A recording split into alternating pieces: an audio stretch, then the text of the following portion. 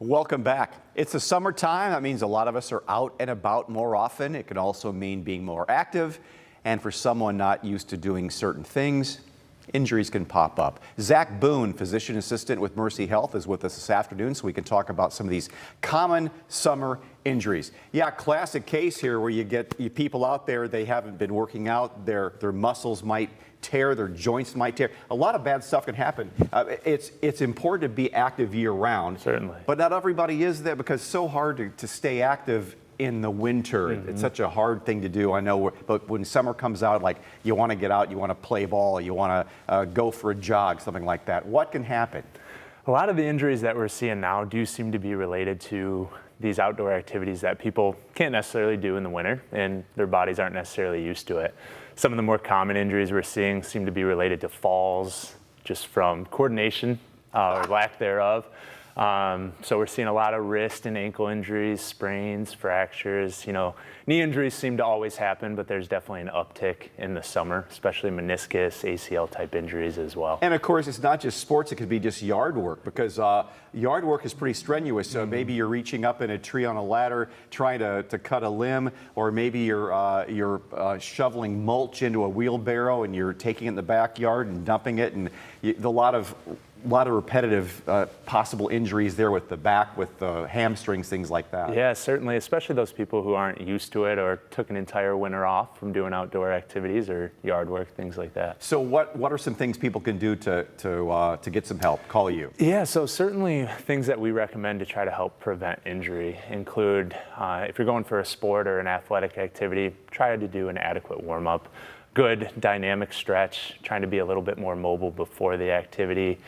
Afterwards, doing an adequate cool down, good static stretch. Some of those stretches that you classically think of, just holds there.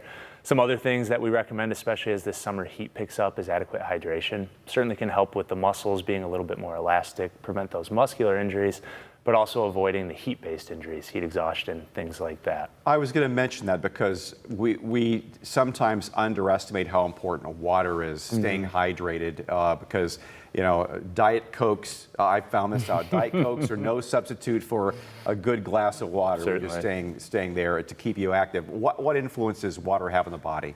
Yeah, so water helps, many processes throughout our body. From an orthopedic or sports medicine standpoint, it can help transport nutrients to the muscles to make them more efficient, help them fire a little bit better, and hopefully prevent those type of injuries where the muscle is just not as elastic as it needs to be.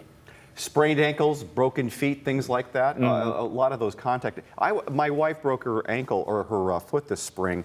It was remarkable how easy it was to do. She just stepped off a bleacher and cracked the bone right there. It's been a tough recovery for her. Why? I've been seeing a lot of people with broken feet this year. What is it about the foot that's so susceptible to that happening? It's a high weight-bearing bone. We bear most of our weight on it, and as we get outside or just do more activity, whether it's walking on bleachers, doing sports, it's a joint that seems to be a little bit more prone to twisting and turning than some of our other joints. And if we're not able to catch ourselves, that's often when you're going to see those type of injuries, whether it's a sprain, a break, foot and ankle type. Well, Zach, tell me about the clinics that Mercy has available on Saturdays now. This is something new? Yeah, absolutely. So we've always had, in the fall, we've been running what we call a bump clinic. It's geared mostly towards athletes. However, Mercy's happy to announce that we're opening that up to pretty much anyone who can't get into our normal hours Monday through Friday. So we're opening starting on August 3rd at our Perrysburg Hospital Clinic, 8 to 11. We're trying to increase access for these patients who aren't able to get in during the week, whether that's because of work, class, sports. We're also hoping to catch those athletes that may get an injury later in the week.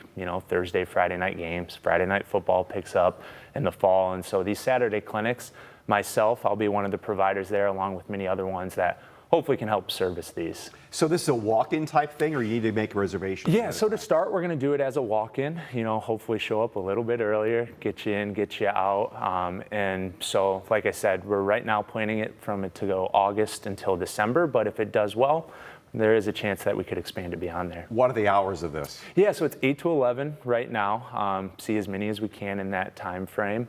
The clinic has a lot to offer, just like our normal Monday through Friday clinics. We have on-site x-ray, the ability to brace, cast. We can even splint, do some injections if we feel it's fitted or indicated, and even provide referrals to outside providers or physical therapy if needed. So we should all enjoy the summertime the way the weather is, and when you get hurt, you call Zach. You go to the Mercy Health Clinics. Absolutely. All right. Yep, happy Zach, to see you. thanks so much for coming in.